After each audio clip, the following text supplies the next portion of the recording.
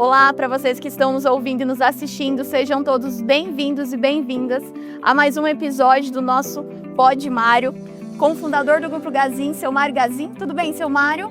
Oi, Michele, tudo bem, graças a Deus. Olha, mais uma vez estamos juntos. E hoje a gente vai falar sobre o caminho do produto até a loja. Vamos passar pela fábrica e por isso nós trouxemos aqui uma convidada muito especial, a Sabrina, que é da Móveis Lopas, que é uma das grandes fabricantes do Brasil, com mais de 40 anos de história, presença internacional e uma produção que movimenta o mercado todos os dias. Sabrina, seja muito bem-vinda ao nosso Pod Mário.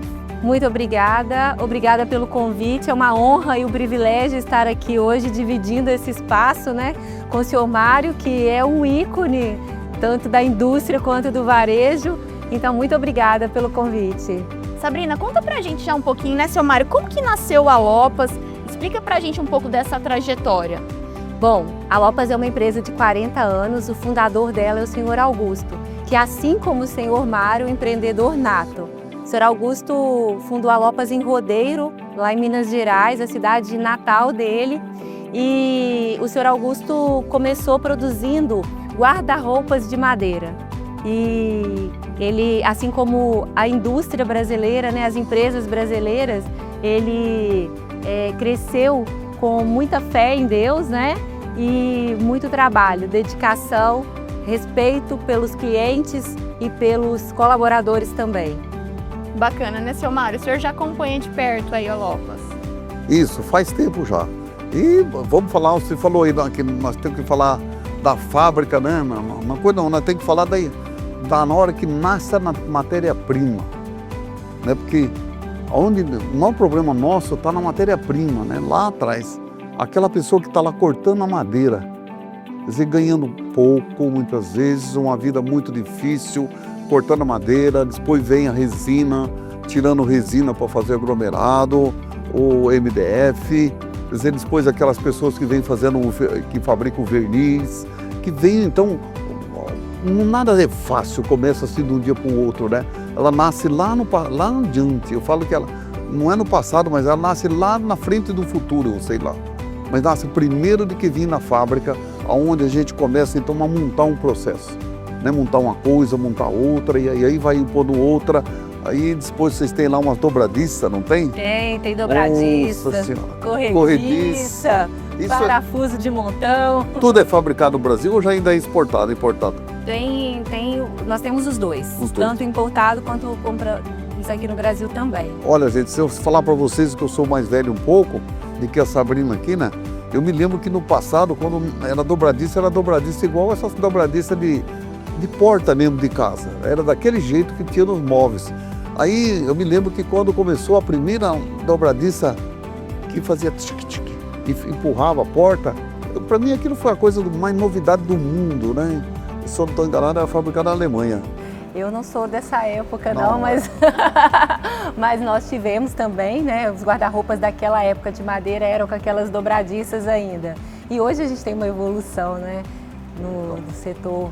E lá atrás nós começamos com madeira, hoje trabalhamos com MDF, MDP. Foram muitas evoluções. E o senhor participou disso tudo? Eu passei por tudo, graças a Deus. Eu vim lá no passado, né? O guarda-roupa vinha todo montado. Um caminhão, eu tinha um japonês aqui perto, daqui uns 60 quilômetros, Santa Isabel do Ivaí. Era o maior caminhão na época, né? Ele cabia 24 guarda-roupa. Nossa, hein? Né? Aquilo para nós era uma coisa do outro mundo. Eu nunca consegui comprar uma carga de guarda-roupa na época.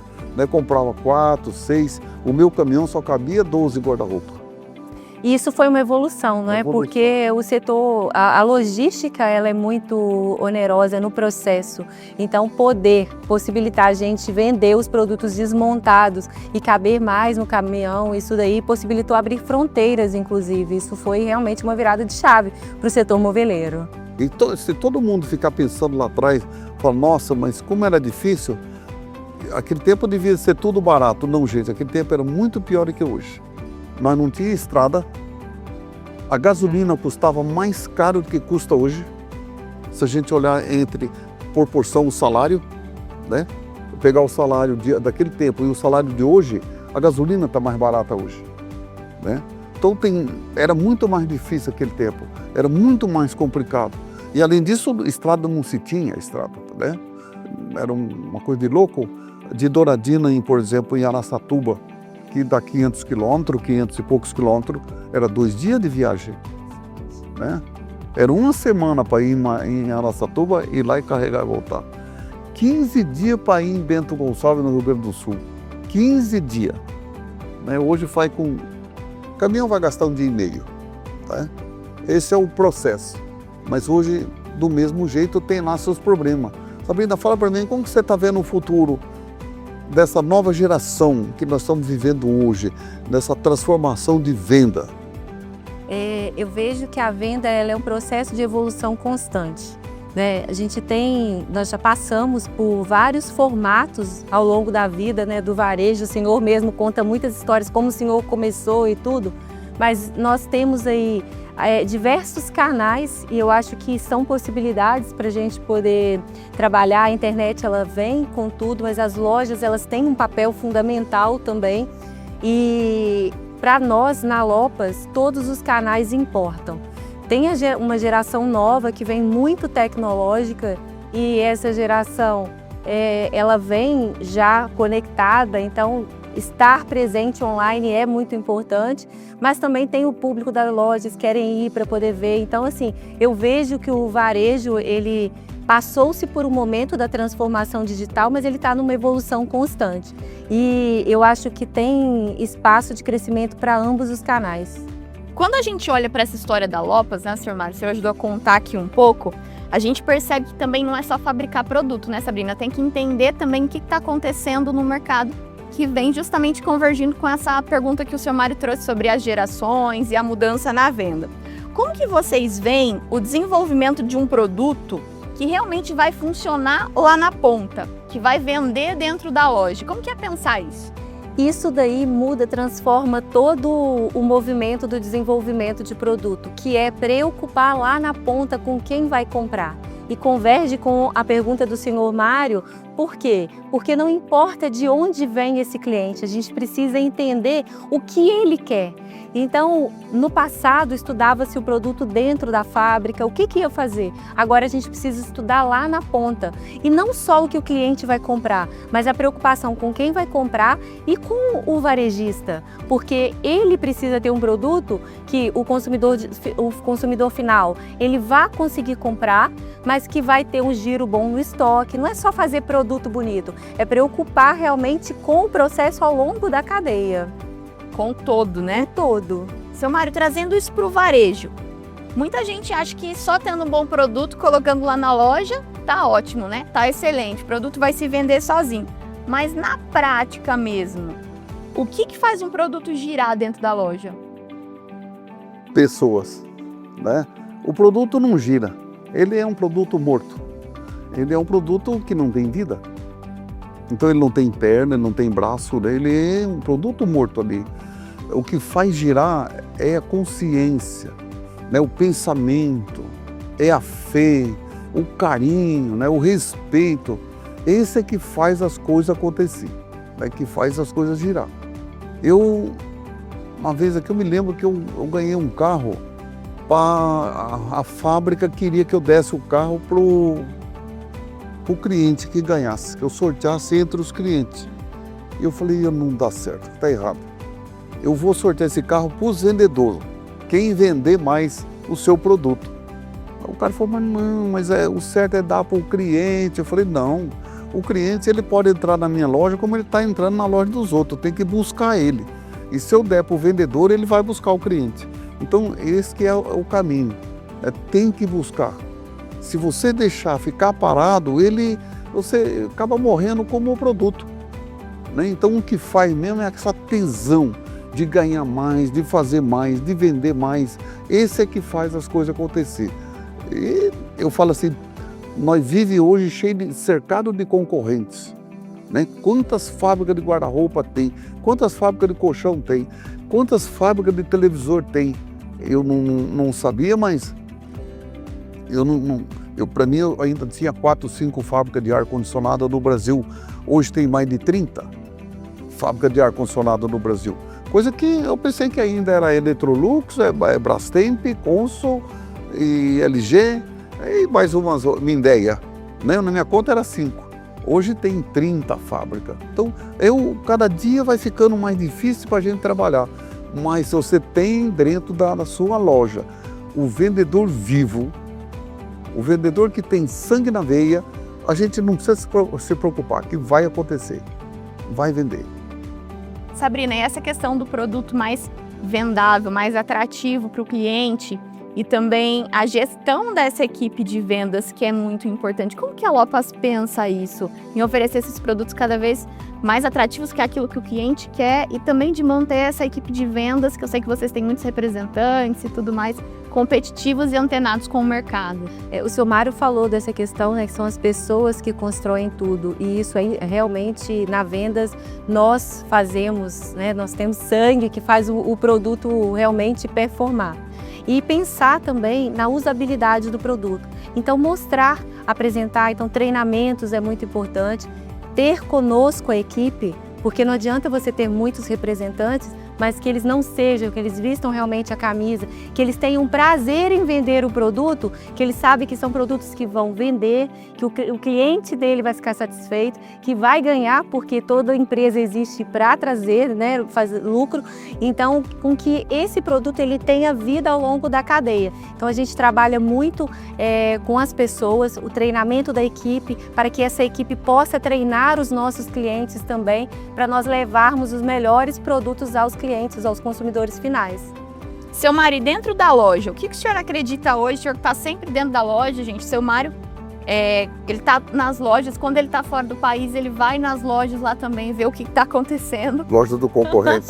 Loja do concorrente. O que influencia na decisão do cliente? É o preço? É a apresentação? É a confiança? É o vendedor? O que pesa mais? Não é o preço. Não é o vendedor.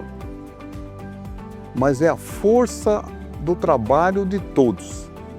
Você tem um bom vendedor, né? Nós temos lá um bom representante, mas se nós não temos uma estrutura por trás que empurre ele, acaba ele ficando de mãos e pés amarrado, né? Então, esse é uma coisa assim, o preço é um mínimo. É difícil a pessoa que compra pelo preço. Eu falo que 90% das pessoas compram por qualidade do atendimento, né? Do jeito, aquele jeitinho carinhoso, aquelas coisinhas, porque muitas vezes você nem pensa em comprar e de repente você está com o produto na mão, né? Porque alguém fez com que aquilo chegasse na sua mão com muita facilidade. Mas isso não é uma estrutura de uma pessoa só que está na ponta, a estrutura vem de trás, né? O processo está lá atrás, que vem empurrando, né? Vem empurrando e vem aí, né? Ou o que eu vejo, você tem o mesmo caso que nós temos, muitas vezes nós temos um representante ou um vendedor que vende bem e o outro vende muito mal. Né? De vez em quando nós falamos aqui, gente, o produto é o mesmo, a empresa é a mesma, né? O preço é o mesmo, as condições é a mesma. Por que um vende 10 e o outro só vende 5? Porque esse que vende 5, ele não está enxergando a visão. Ele se conforma com aquilo ali. Ele está feliz com aquela coisa que ele tem. O outro, ele está beliscando nas coisas do outro. Né? Ele está buscando o pedacinho que sobra do outro. Né? É um algo a mais. E essa estrutura por trás que o senhor falou, ela é muito importante, porque o comercial ele está à frente com o cliente, né? O vendedor está ali na loja, o comercial, o representante está no cliente, nos lojistas, no varejo para vender, mas a retaguarda que está por trás, que é o financeiro, compras, a produção, isso tudo é uma engrenagem, precisa funcionar junto para que a gente consiga entregar um produto de qualidade, no prazo perfeito, o produto do jeito que nós planejamos. Então, assim, essa retaguarda é muito importante no processo da indústria para o varejo. Todos realmente estarem, né, envolvidos nessa cadeia. Sabrina, olhando a relação indústria e varejo, que é muito próxima, o que você acredita que faz essa parceria realmente funcionar para gerar resultado para os dois lados, para ter aquele ganha-ganha? Bom, nós temos aí as negociações. Enquanto for só negociação, por puro interesse, nenhum dos dois ganham. Agora, quando existe um processo colaborativo, com visão de futuro, de longo prazo, de parceria, isso faz toda a diferença. É construir projetos juntos, não só vender. Porque vender, o seu Mário falou, todo mundo pode vender. Agora, construir relações para que todos ganhem, isso faz toda a diferença. Porque é isso que vai construir a visão de longo prazo, para que nós possamos levar a marca lá na ponta, para que o consumidor fique satisfeito, mas que o lojista ganhe dinheiro, que ele possa expor bem os produtos. Então, assim, a indústria e o comércio, né, o varejo, eles precisam andar de mãos dadas, porque juntos a gente vai muito mais longe. Ixi, com toda certeza. Esse é um caminho mais fácil. Eu ainda não tinha nem visto um guarda-roupa ainda com porta de vidro. Faz tempo que eu não vou em feira. Fui estes dias. Nossa Senhora, fiquei encantado, né? Com bonito, bem arrumadinho, com LED dentro. Nossa Senhora, eu falei, minha camisa lá dentro vai ficar muito mais valiosa, né? Muito mais bonita. Meu palitozinho, né? Vai ficar muito mais bonito lá dentro. E o segundo, que também vai ficar também muito mais ajeitadinho, porque eu não vou poder chegar lá e jogar meu short lá. Dá pra ver, né? Vai caber, então eu vou ter que dobrar ele, vai ficar tudo mais bonitinho. Todas as feiras, né, Fabrina, que nasce no Brasil, hoje tem bastante, não é como era no nosso tempo, um pouco mais aí, há 10 anos atrás, 12 anos atrás, que nós só tinha aí um pouquinho de feiras, eram duas ou três por ano. E eram no Brasil tinha 10 feiras, no máximo. Hoje tem 10 por mês. É verdade. E quando a gente pensa numa feira, a gente já pensa em criar um produto novo para levar, né? Esse produto novo, o benefício está no cliente, lá na ponta, né? Quer dizer, olha aqui o tamanho das coisas que vem aqui por trás, né, disso tudo. Olha, nós vamos ter uma feira em tal lugar, né? Então vamos fazer um produto novo para aquele lugar, né? Isso é que ajuda aí a população a ter sempre produtos mais novos hoje, né, muito mais moderno, mais bonito e coisa nova no mercado. Isso é uma benção, né, que nós temos aí, coisa que nós não tínhamos muito no passado. No passado era aquele guarda-roupinha de cerejeira ou mogno, né? Isso, era duas cores. Duplex e nada mais. Pronto. Hoje não, hoje você tem um monte de coisa que a gente pode fazer, né? Então, esse é o caminho que a gente tem. E pensar muito na solução para o cliente, né? Porque o seu Mário deu exemplos aqui na prática, do LED, da porta que não bate. Então, a sociedade corre muito, porque hoje todo mundo trabalha. Então, a gente tem que buscar produtos que não vão só encher os olhos de beleza, mas sim que vão ser úteis lá na ponta, que vão ter realmente utilidade e que vai fazer sentido. Tem um puxador, né? Um puxador macio. Dá uma olhada aqui. Dá licença, você dá uma olhada, olha só. Como é que pode uma mão dessa aqui passar naqueles puxador meio áspero? Né? Hoje tem os puxadorzinhos lisinhos. Tudo isso é coisa que ajuda o consumidor a ter mais conforto, né? E é uma coisa puxando outra, quer dizer, isso lá quando inventaram a matéria-prima, né? Começou lá atrás, não é um produto novo que vem assim, eu vou fazer. Eu tenho que pensar como vai fazer, porque você precisa da matéria-prima, né? Como vamos criar esse produto? E toda a cadeia faz parte, né? A gente precisa. Esse puxador que o senhor citou, realmente ele foi um projeto em parceria com um fornecedor nosso. E aí juntos nós construímos esse puxador pensando justamente de levar um atributo diferente para o nosso cliente e para o cliente final, para a mulher não quebrar as unhas e ter o conforto na hora de abrir a porta. Então, assim, pensado com todo esse cuidado, realmente, mas em parceria. Ao longo da cadeia, que a gente falou tanto aqui, né, o quanto a cadeia é importante, porque nenhum elo da cadeia se sustenta sozinho. Nem só o fornecedor, nem só o fabricante, nem só o varejo. É um processo. É um processo. Seu Mário, se o senhor puder falar também um pouco sobre essa engrenagem do resultado, da empresa ganhar, da fábrica ganhar, do lojista ganhar, também é importante, né, seu Mário? É um consórcio, né? Tudo é um consórcio. Nós também vendemos, né? Nós vendemos para lojistas, né? Ou mesmo o consumidor. Aquele consumidor que compra de você só no dia da promoção, compra onde ele não te deixa uma margem nenhuma, ele não é teu cliente. né? Ele é um oportunista.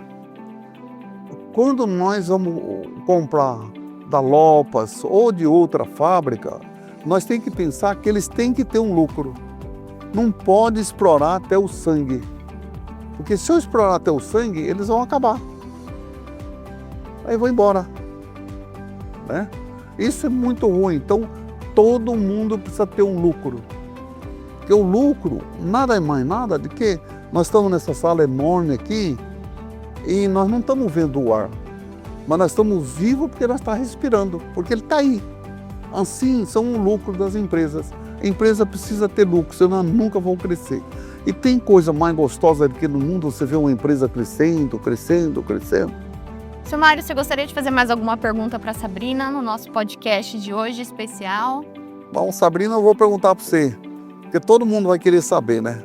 Como que está a inadimplência lá para vocês hoje?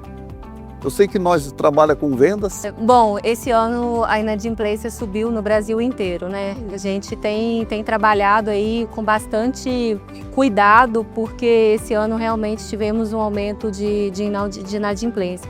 Mas a gente tem muitos clientes bons, né?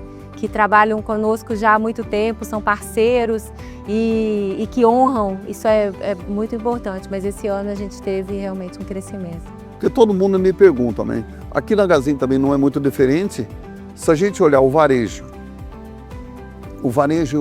quando eu falo varejo atacado é o seu caso. Isso. Né? O varejo atacado, que é das indústrias que nós compramos, ele tem lá suas dificuldades, tem ali um pouquinho de coisa, um pouco mais. É porque houve mudança no jeito de vender no varejo. Eu acho que ainda, se Deus quiser, o ano que vem vai ter muita mudança. Na Gazin já tem muita coisa diferente. Mas nós já criamos aí, por exemplo, veio o Black Friday, veio a Semana do Brasil. Então criaram a Semana do Brasil. Isso, gente, a Semana do Brasil vende quanto o Natal. Vende. Então, nós tivemos muitas datas aí, tem os Pintando 7. Sim. Outubro Rosa. Outubro Rosa. Tem um monte de coisas que nós fomos... campanhas, né? Campanhas criando. Isso ajudou. Mas o Black Friday é muito grande, a Semana do Brasil, e o Natal, elas estão, as três, estão bem no finalzinho do ano. Isso faz com que a gente force a venda. Então, nossa inadimplência cresce muito. Janeiro, fevereiro, março, abril, maio, junho. E é reflexo do final do ano, né? Reflexo do final do ano. Nós começamos, então, a ter uma queda depois em julho, agosto, setembro, e vamos até dezembro, nós chegamos no topo do baixa.